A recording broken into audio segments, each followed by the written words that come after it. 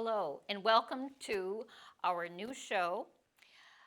This evening, we have a wonderful guest, um, Constance Constance Darnowski Stoll, an Olympian in our midst.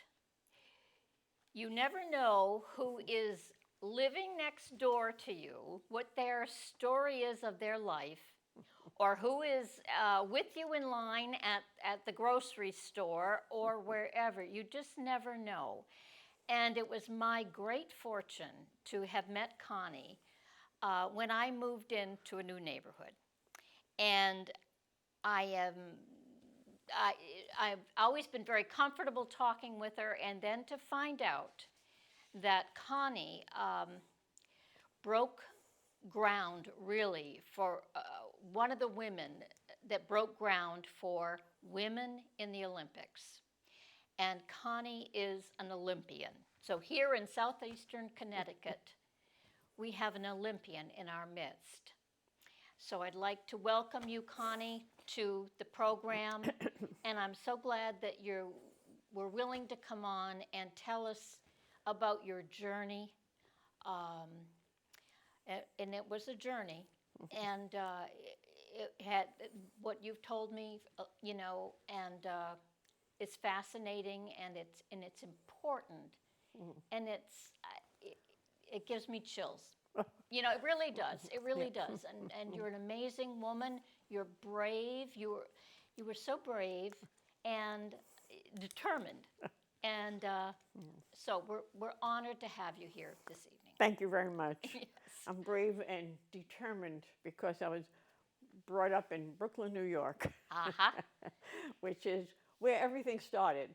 Okay. I was raised by a father who encouraged me as a girl to do just about anything I wanted to. I had two brothers who did a whole lot of stuff, but my father said you could do the same, and taught me how to roller skate when I was 2.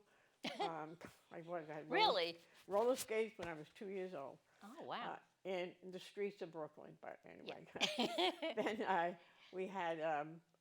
Only thing I couldn't ride a bicycle. My father was afraid of traffic, so I didn't have a bicycle. But that's okay. Yeah.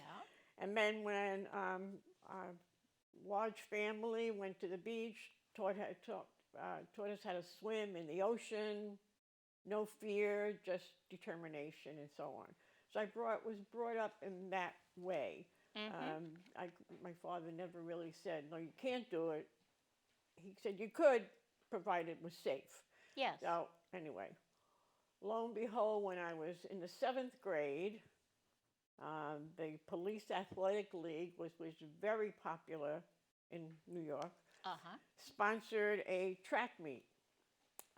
And we were invited to participate. I was one of the very few girls who signed up. Yeah. A lot of boys and so on. So I competed, and I won the 50-yard dash, which was okay. Yeah. And but then I had to go to another section of Brooklyn to compete further. So my father thought I needed some training. So that's what happened. I went to this local park. Yeah. And there was a man who was coaching girls, about only 5 or 6 of them, a little older than I was. Yeah. And he told my father if I was serious enough to come out and practice, he would be glad to coach me. And that's how it all started. And out of the clear blue, there I am. And very fortunate. The man was sponsored by a club, and we were able to go to the very few track meets that were around. Far and few between, because girls in those days. What years? What year? 1948. Okay. And 1950s. Girls track and field was not supposed to be, I think, appropriate for young ladies.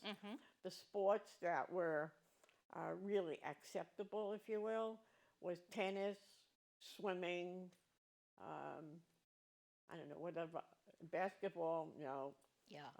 no Right. teams. Right. Then they Yeah. had, but track and field was considered a little bit of a sport where you got sweaty or dirty, or Yes, could that's true. develop Yeah. develop muscles that Oh. women Yeah. weren't supposed to have. So it was very interesting. But I had a coach who Well, kept us very ladylike, if you will. yes, when you met the coach at the park, did you have a chance to talk to him there? Or did your dad Well, my talk to dad it? did most of the talking, but of course, as I got introduced, and again, I was just, 12, 13 12 years or 13, old, yeah. 14 years old. So again, he was the father figure, if you will, Sure. of the girls. So I did more listening than I did talking to him then. Yeah, and the other girls were very good because I was the youngest at that time, and they took me under their wing, and we were great. Became good friends. Yeah. Yeah. And I kept in touch with them for many years and many years. So It's so good yeah. that there were things like the Police Athletic League, Oh yes. you Oh, know, yes. Yeah. that kept, had things for young people to do. Right. There weren't too many youth organizations unless you did something Yeah. in your own school, or at that point, a lot of the churches in Brooklyn, they had like a Catholic youth organization. They had some activities for youth, but not big youth organizations. But the Police Athletic League was very, very active and very, very active. And again, I was fortunate to be in an area where the police did a lot of programs for us, Isn't that? Yeah. Yeah, they did. So it was a good place to be raised. I always say that, Yes. Good, Brooklyn was a good place to be from.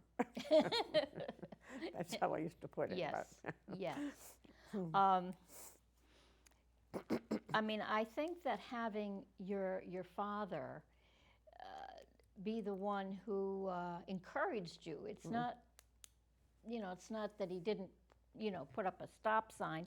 He encouraged you. Absolutely. Absolutely. And encouraged your talent and your interests. Absolutely. And, for young people, that's really what you need in your life. Right, You need somebody who is going to believe in you. And he did the same for my brothers, but I was unique in the fact that I was the girl. yes. Who really, in fact, I used to walk to the subway from my house to the subway to go to work or go to school. Yeah. And sometimes the people in the neighborhood would look at me and say, "That's the girl who runs." It's like I was the strange one. Yeah, no. Now everybody runs. Well, that's true. That's the girl who runs. That's so the it's girl who interesting. runs. Yeah. My father encouraged me to do everything, and even going a little further, there weren't that many fathers who encouraged their girls to go to college either. Right. But That's my father very true. said, "You're going to go. You're going to go. You're going to go. Figure out how you're going to pay for it." Okay. It worked. Uh-huh. Well, my father was one of 12. Was So yes, and he saw, what you could do, with that little piece of paper, that education. So Yes. yeah, and Right. and so again, my upbringing was. It's amazing. With my father, he was the youngest of 6, and he was the only one to graduate from, a college. Right. One of his sisters was a big influence in my life. But if you have a dad who... Right. Yeah, he was right there. Right. Yeah. Mom couldn't figure out why her daughter was out running when she probably could have been helping in the house. Yes, there were chores. What? There were chores to do. There were chores, but guess what? That's right. I'm running. Yes, yes. So how often, when you were with the coach, what was his name, by the way? Harry Blaul, Blaul. And it was a German name. Yeah. He was a member of the German American Athletic Club, which was okay. from the Bronx, really. And one of the gentlemen who was the head of the club also was on the United States Olympic Committee.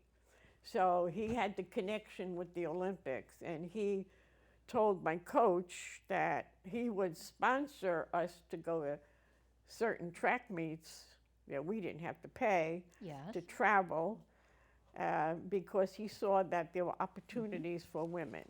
So that's where we got our finances from, the German American Athletic Club. Isn't that something? Yeah, German American Athletic Club was basically a soccer club up in the Bronx, mostly men. Yep.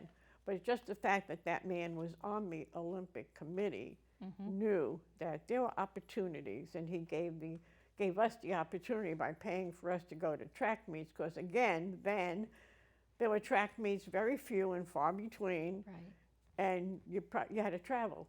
Right. And my first track meet, I had to fly to Texas, a big track meet. Your first track meet? My first big track meet, a national championship. Right. How old were you then? 14. 14? 14, yeah. I had to go to Texas, and it was not a jet plane. It was a prop It wasn't.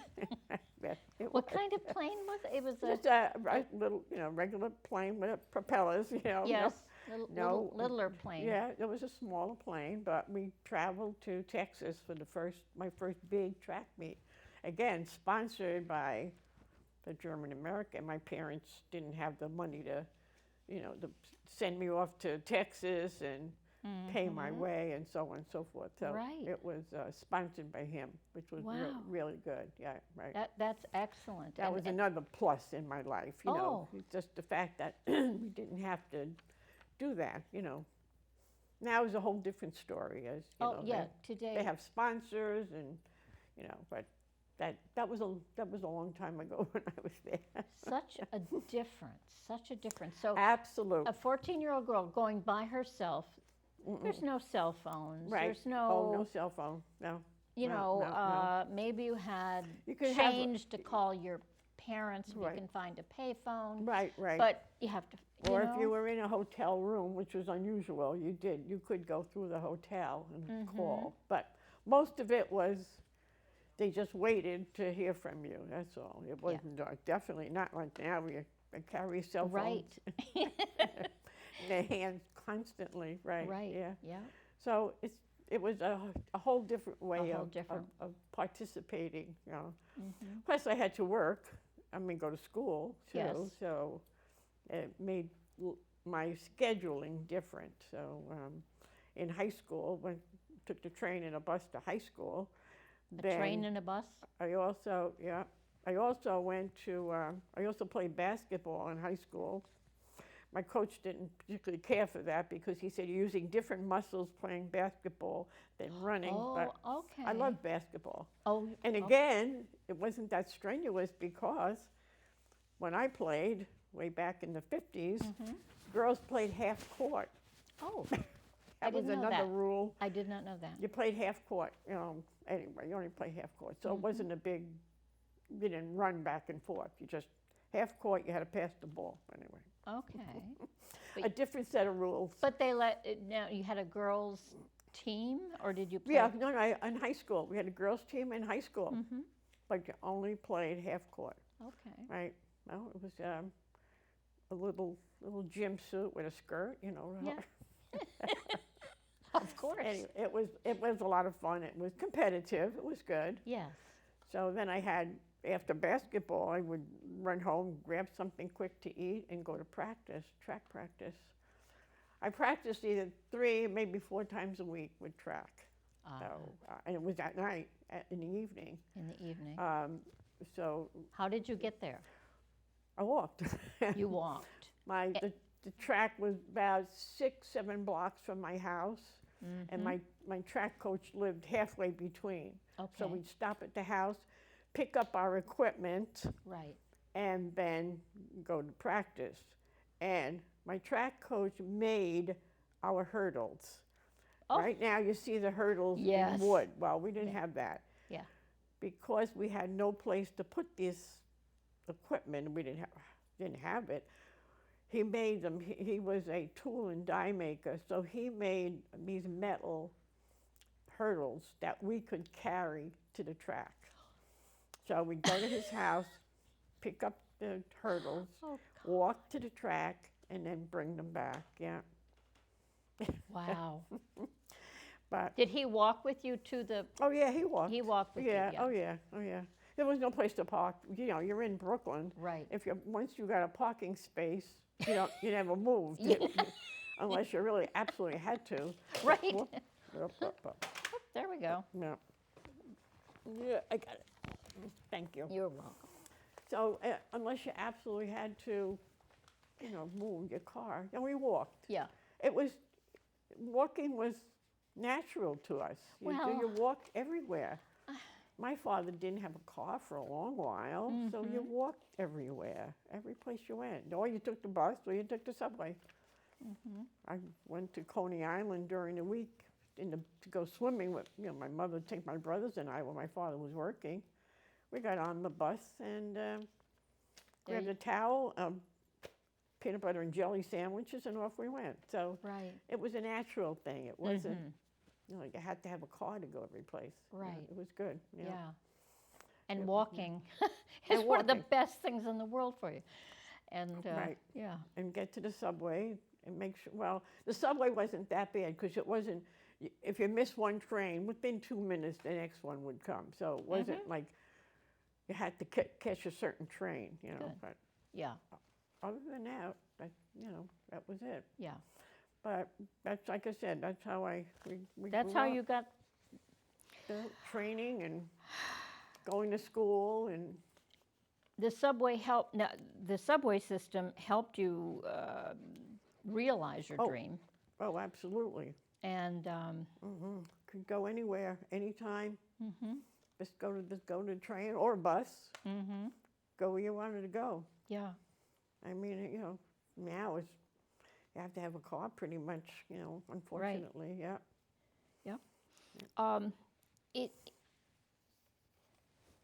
The things that, there's so many things about your story that just amaze me. Your first major race, one of them was in Philadelphia. I had, some of the, again, over the years, I want to say the first couple of years that I started competing, there were only very few track meets. First of all, it took money to set up a track meet. And whoever was sponsoring it had to have some money. And most of the time, from the girls, a lot of the sponsors lost money because how many people would pay to go see a girls' track meet? Those your mother, your father, your aunts, your uncle, your relatives or close friends. That wasn't a big draw to see a track meet. So they couldn't really charge much. Most of the time it was free, but they still had to pay for the facility, the equipment, and many times they didn't make any money. So that's why there were very few track meets. I went to Philadelphia. I've been also to one of the big ones I was talking about before was Texas. That was the first big one. First big one. And the national championships were always, but there was nothing leading up to the championship. There was no other track meet you could get a handle on to know how the competition was until you saw them that time, and or you heard about them. You'd say, "Oh, so and so is coming from Ohio. She's really good."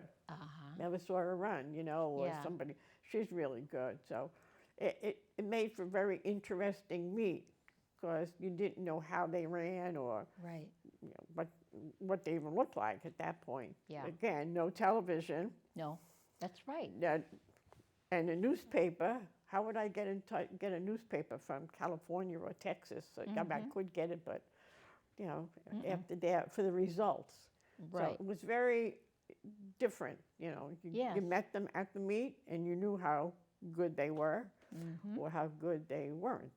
Because sometimes they were built up and oh, she's really good and this and that, and didn't, you get a little nervous, but it was okay, So this is all while you're still in high school. And as your coach is training you when you're going on these different going to these different meets. Right. Is he talking to you at all about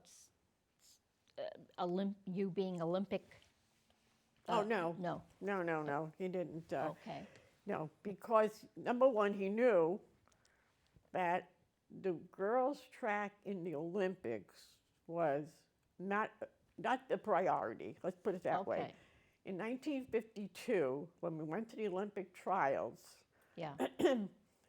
we were told, the women, not the men, the women were told, because their money was not available, because there were no corporate sponsorships for the Olympics then. Okay. So everything was privately donated. Very different. So there wasn't a lot of money. So the men had a full complement of team. Every event, there were 3 men in every event picked. I In see. the girls, they told us that there wasn't a whole lot of money, so you had to win your event to go in your trials, and your time or your distance had to be what they considered respectable. Okay. Or they picked a time that they wanted you to run. In other words, so they had to compare us to the Europeans, or I see. Okay. just to make sure that the United States girls were going to be competitive.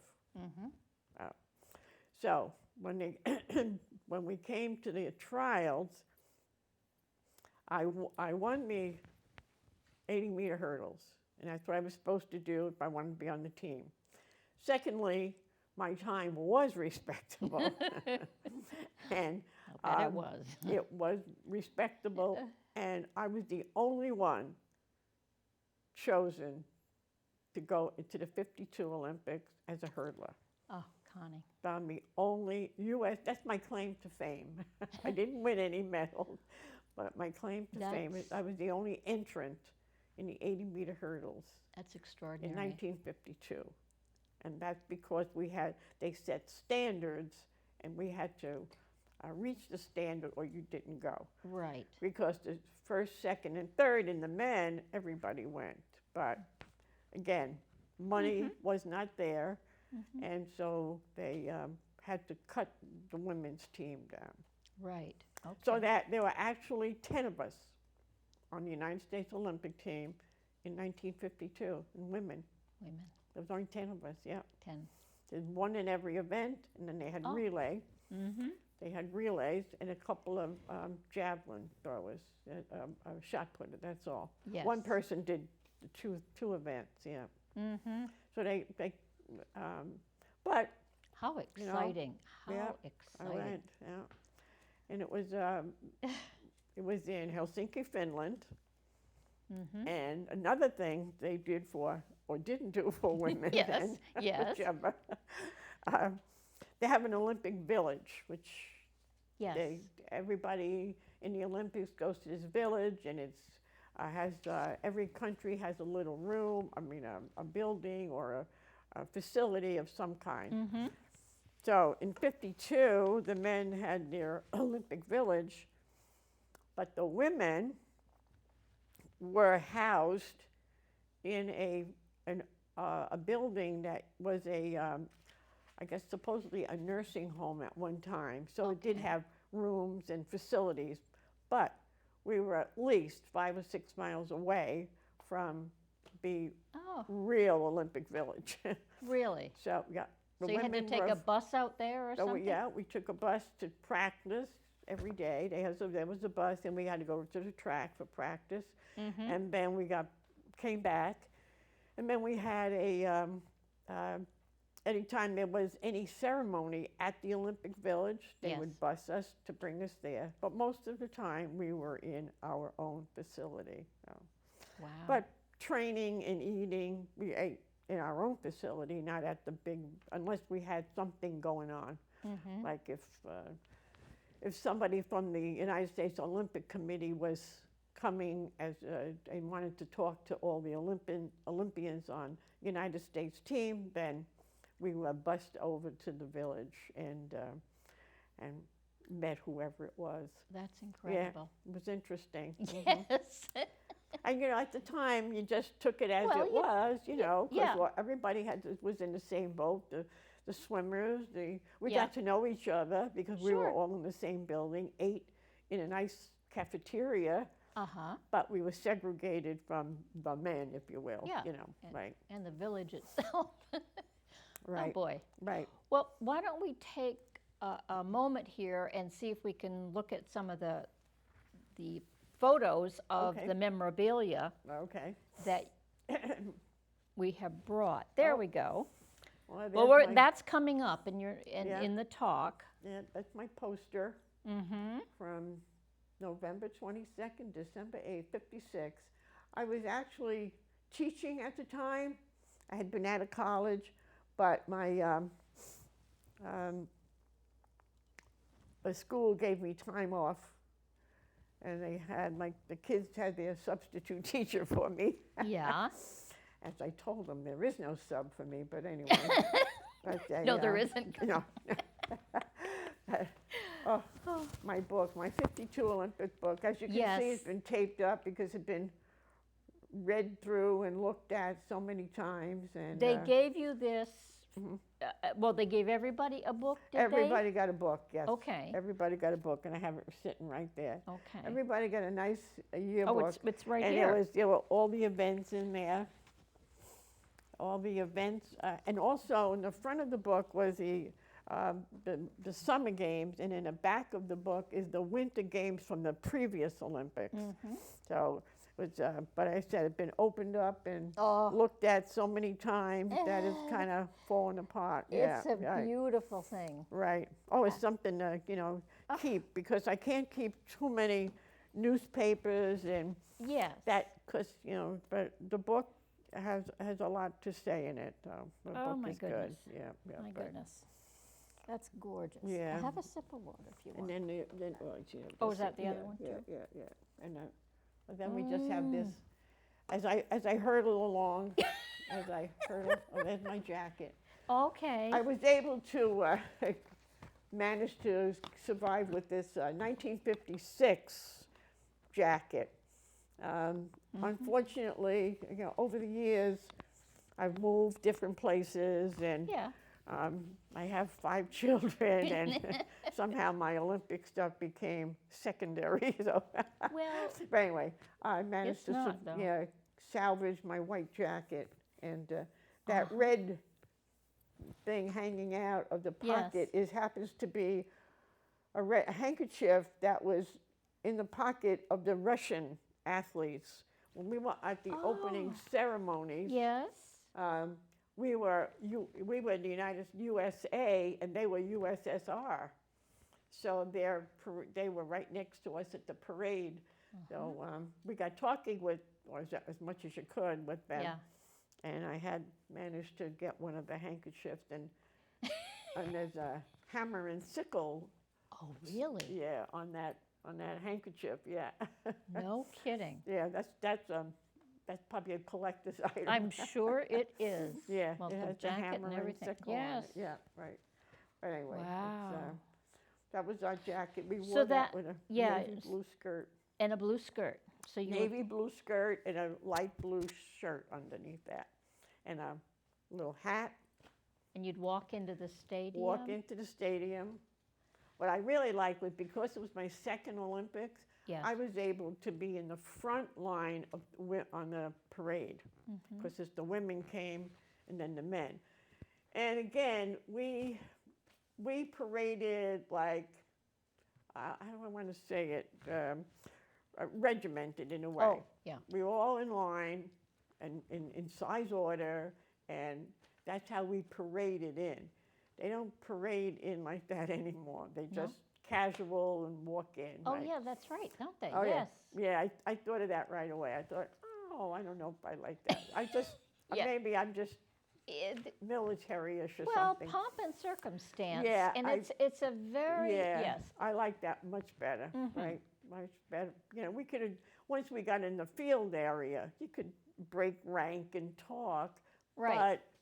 But to march in, to me, it was That's a really, I think, to me, better than just that casual. big deal. Straight. Yeah, yeah. Big right. deal. Right, it was. It was a casual thing. Okay, 30 seconds, yeah. 30 minutes. No, I think it's Oh, there I am with the flag that's there hanging you are behind me. holding Right. this flag that is behind us here in the Right, studio. right. Now, how did you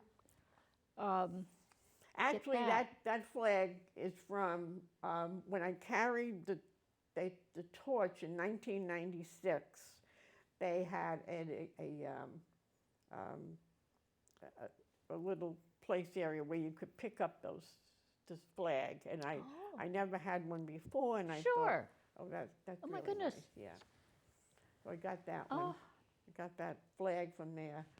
When I carried the torch in '96, they had the torch relay, Right. but that's another time. Yes, that's beautiful. Yeah. Wow. So, Amazing. So in the 52 Olympics, you're in a whole other country, Finland. Finland. Did you get a chance to call your parents from there? Or? No. Most of it was letters. I wrote letters almost every day to my mother and father, my brothers, and my relatives or friends. Just little cards and notes and stuff, yeah. I wrote every day, so. Yep. We got, and, 52, it's just the transatlantic, communication was a little different. Right. Yeah, so we didn't do that.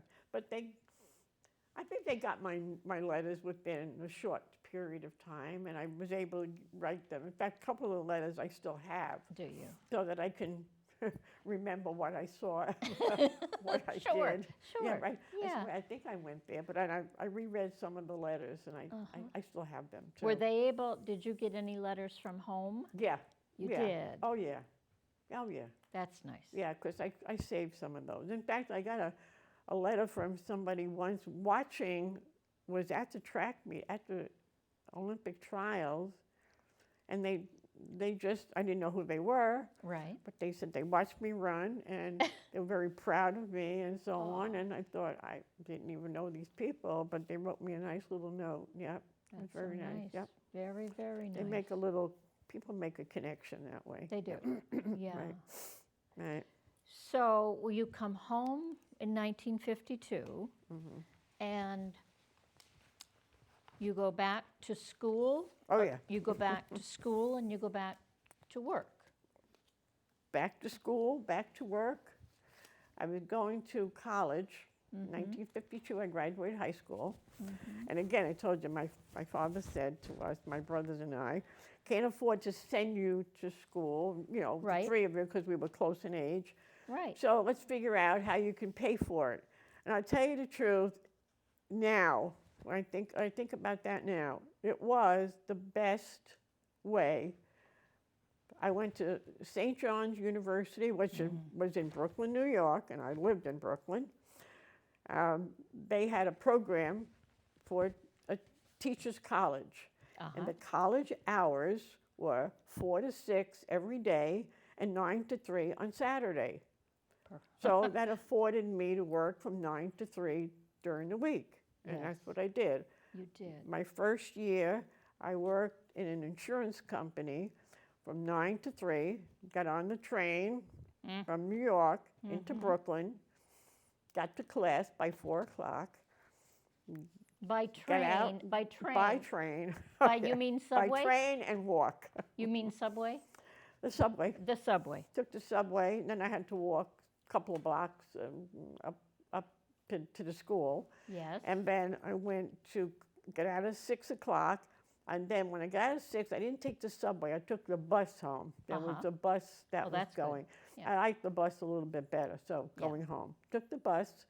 Then if it was a track night, practice, I went from the bus right to practice. And don't ask me what I ate.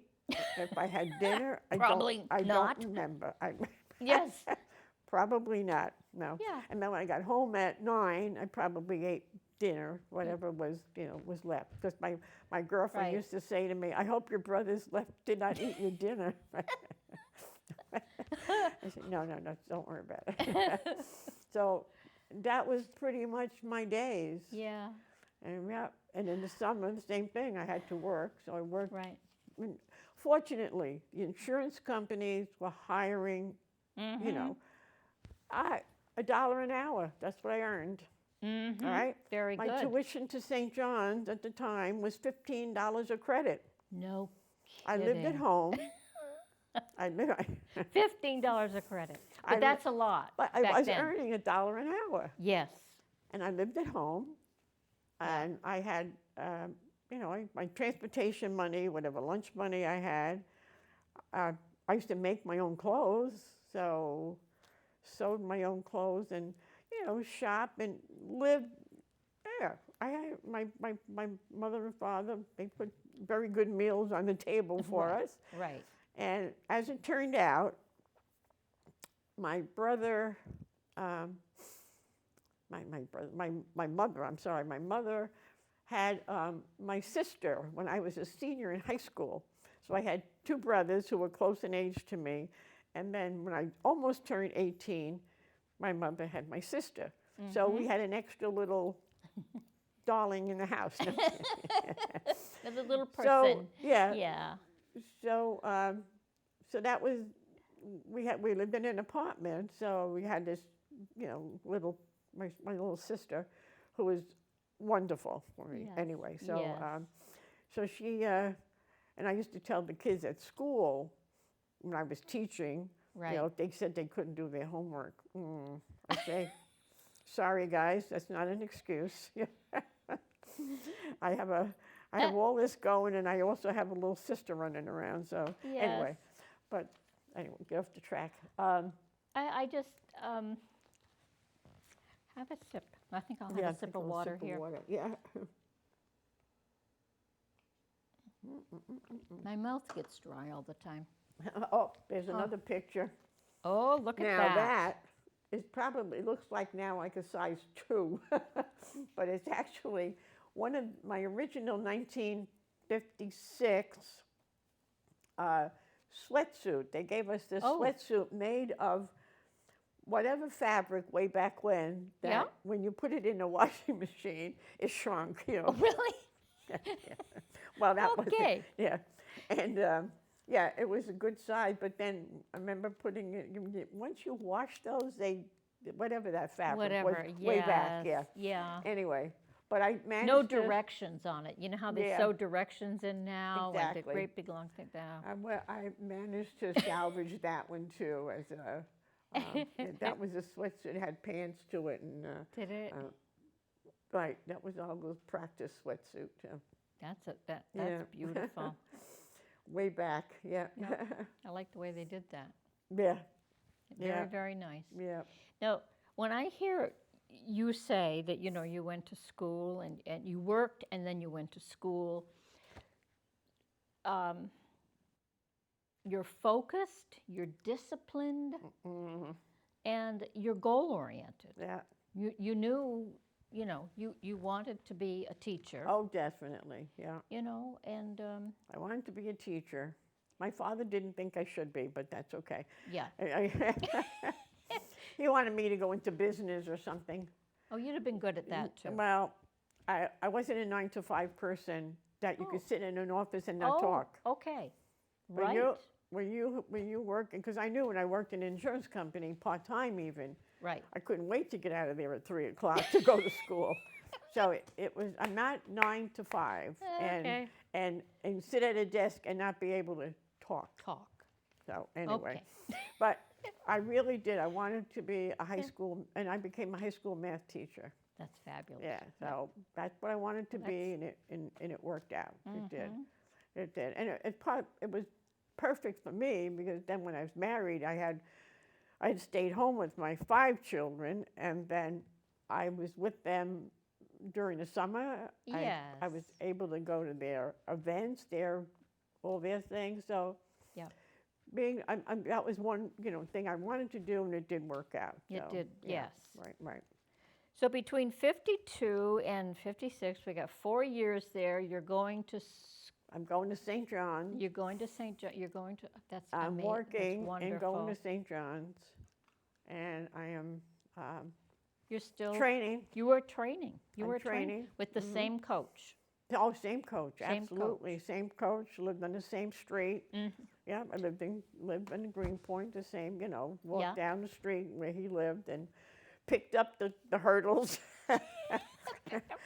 carried them to the park, brought them back. Yeah. Right. We Yes. couldn't leave them. There was no facility there. Right. Because on the track area, there was a handball court and a bocce court actually there. A bocce court. Right, it was a bocce court. Uh-huh. And then across the road, there was another part of the park where you could put equipment, but it wasn't safe. My coach didn't want it there. So. Okay. Now, he didn't think it was a safe place to keep it, so we Yeah. just carried them back and forth every time. Yeah.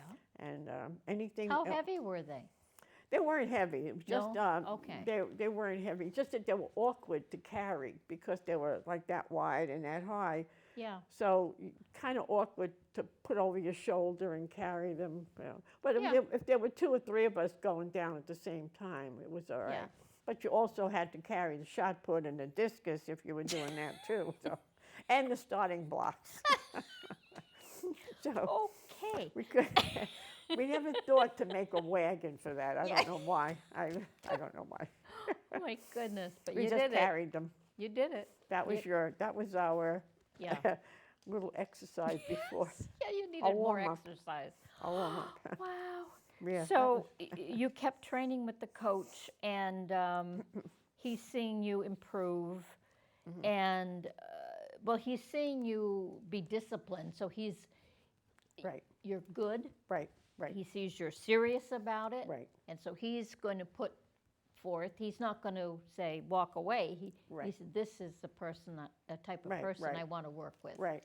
The team was very small because of his methods. Yeah. He did not want, like, there was a PAL team that was women were competing also, but they had at least close to 30, 40 girls. And to train that many, they didn't know how to hurdle. Okay. My coach was the hurdle specialist. Hurdle specialist. Yes, he was. Those girls did not know how to hurdle. Those coaches didn't know how to teach them how to hurdle. So, but my coach wanted only 6, 7 tops. Yeah. Maybe 8. That's it. And then he could concentrate on each one and each one of our specialties. So, or if we went to a track meet, if there were only 8 of us, we had to go into multiple events. Right. As opposed to the PAL, who had all these kids could go into all of them. Yeah.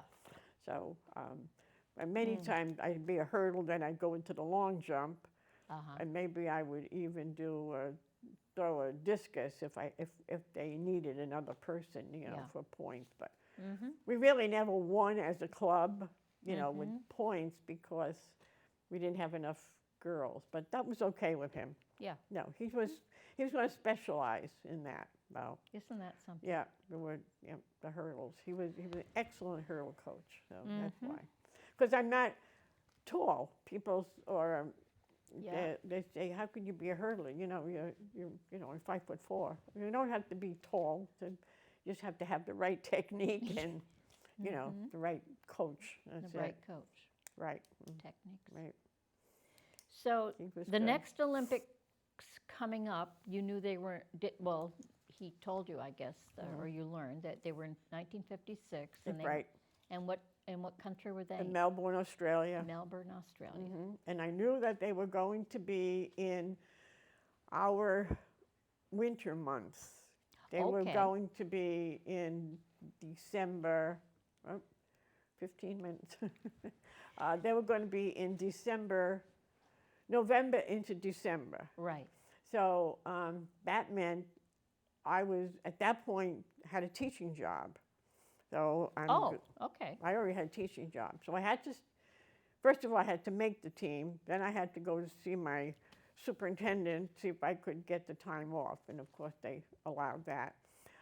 The trials were in Washington, D.C., never forget it, in the heat of the day. Oh, yes, Washington can be in the summer. brutal, yes. In the summer, Mm-hmm. yes. It was not really good. I mean, I got so used to running and practicing in the heat anyway, but it was just an extra thing that we didn't need to deal with.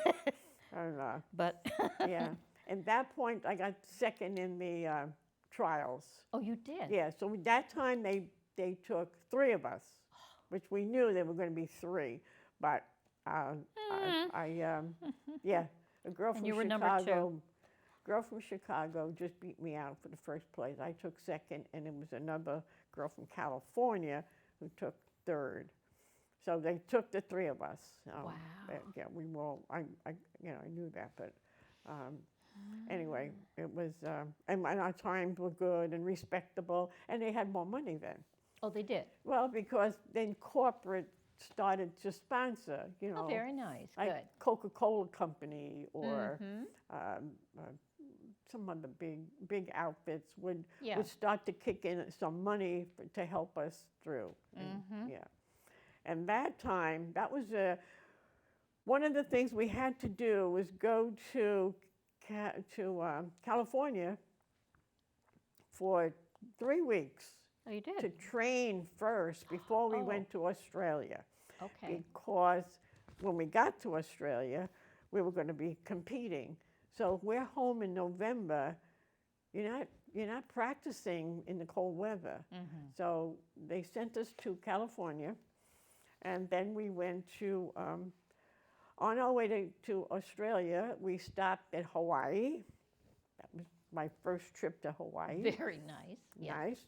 And then we stopped to refuel because, again, no jets. No jets. We had to refuel in Fiji Island, but that was only a day. We would at least got to see some of Fiji and some of the people at the airport and things like that. Right. And then off to Melbourne we went. Melbourne. Yeah, right. And that's a long journey. Oh, it was. Oh, my goodness. It was. Yes, the time changed. Again, traveling with the team and having fun and seeing things like that. Yeah. Then the Olympic Village in Australia. Now, this time, there was a site for the Olympic Village. And the official Olympic Village, again, was the men. But the women were housed right next to them. But there was a fence between the women's village and the men's village. Oh. There was a fence. We were not to cross that. Yes. And believe it or not, there was an entrance to the men's village because that's where all the activities were on. Right. And there was an actual guard standing there, like the men would have to identify themselves and tell them why they were coming into the women's village if they were coming over. Yeah. This time we weren't 6 miles away. We were just a fence away. That's it. And how was it a barbed wire fence or was it a? No, it was just. They built a thick I would fence. say it was a good 10-foot fence. You know, Interesting. right around the whole village. Yeah, right. Separating their buildings from our building. So no distractions. No. Okay. That's what it was. So when on this we one, got some. Oh, okay. we got okay, a it's my certificate here. certificate of participation. Yes. Yeah. In the United States Olympic team of 1952. 52. The tryouts were in Harrisburg, Pennsylvania. Of course, it had to be in July. Of course. Very hot in Pennsylvania. If it can be hot and humid, that's where they're going to have the humid, trials. So sure. there you go. That's amazing. Yeah. Now these pictures are the 1996 Olympics were held in Atlanta, Georgia. Yeah. And I happened to be fortunate enough to have a friend who lived in Atlanta. So my husband and I went there and spent 2 weeks, and I had tickets to a lot of events. And we stayed with my friend right in Atlanta. And these were, and there was a hospitality room in a hotel in Atlanta that Olympians could go anytime during the day at this one hotel. And we did. Nice. I got to meet some of the people that I knew from 52. I got to know people from 56 and so on. That's wonderful. I got to see all the decathletes that were there. And anyway, and so they said 1996 Summer Games, and it was a reunion also. And I had all these extra pins and stuff. That was that was another highlight, you know, because I kept in touch with a lot of the girls on the team, but not as a reunion type of thing, you know. Right, yeah. And you got to carry a torch. I got to carry a torch. Well, that's when I made the Olympic team when I was 17 and when I just got out of high school. When you just got out and of high that was my neighborhood. That was the Daily News. The Daily News. That's the Daily News. And you're still in business. Is it? It's still in business. Yeah. Yeah. Look at that. July 27th. Oh, there Now, I there am. you go. There's that picture. That was 1996, where you had the Olympic torch was carried. It's quite heavy, but carried it for, I believe, not quite a half a mile. The ironic part about this is taken at the University of Connecticut. Oh, really? Right. My half mile was was running through the University of Connecticut campus, and then I had to hand off the light to somebody riding a bicycle that was going into Hartford, because this whole thing was amazing the way they did it. And I always said that. I went to St. John's, but here I am running at UConn, you know. What? Anyway, so there's the torch, and it has, it was lit because there was some kind of just a tube in here where it's gone, of course. Kept it light. Part of it had to be glued. I lent it to one of my daughters to show the kids in her little second grade class, and one of the kids dropped it. No kidding. Yeah, Oh, well, dear. that's okay. Yeah. Oh, Right. well. So yeah, that was when I was. Let me see, how old was I? Man, 1996. Ooh, man. Well, 65. now 1956 when All right, you were. there I am with my very first track medal. Very first. 1947. That was my 50-yard dash. And Yeah. where are you there? Are you? That's in the park where I eventually went to practice. That's in Greenpoint, where I lived. That's in Greenpoint. Okay. I went in Greenpoint where I lived, and I had that was the day I won my 50-yard dash. Yep. 50-yard dash. Yep. That's beautiful. Yeah, I had a little blouse and a sweater on. That was Oh, Connie, that's probably a pair of jeans. Yeah. it, you know, the memory there. I mean, the beginning of your journey. Right. That's my torch again, showing everybody the torch I carried, and going a half mile in that. Oh, okay. Now, the 1956 Olympics. How did that end up for you? Oh, I did not qualify for the finals, but there were, when you compete in like that, you're because I was going to college and training. Yep. I'm going to say, I'm not making any excuses, but I think if I had an opportunity to train more than all that, you know, because the girls you're competing against, I'm not taking anything away from them at all. Yep. They were sponsored pretty much by their country. Yes. And many of them, that's all they did was run. You know, and I don't think if I said to my father, let me take a year off and practice, that wouldn't have gone too well. That wouldn't No. have flown at No, all. that wouldn't have flown. So anyway, but if you're practicing 4 or 5 times Yes. a week, and you're able to do that, you get sharper and you get better and so on. I mean, I did the best that I wanted to do at the time with what I had, you know. So Fabulous. again, I don't feel bad that I didn't win a medal. And I felt competitive enough that when I was in the race, they weren't that far ahead of me. You know, they were like right there, or Yes. very close race, and so on. My time was respectable, and Yes. But so that You were there. You were I was racing. there, You and were representing the right. you know the United States. exactly That was that was the best. that was the Right. best. Right. Absolutely. That was the best. Yeah. And anyway, so I'm just in awe of your story and your determination and doing so many things at the same time.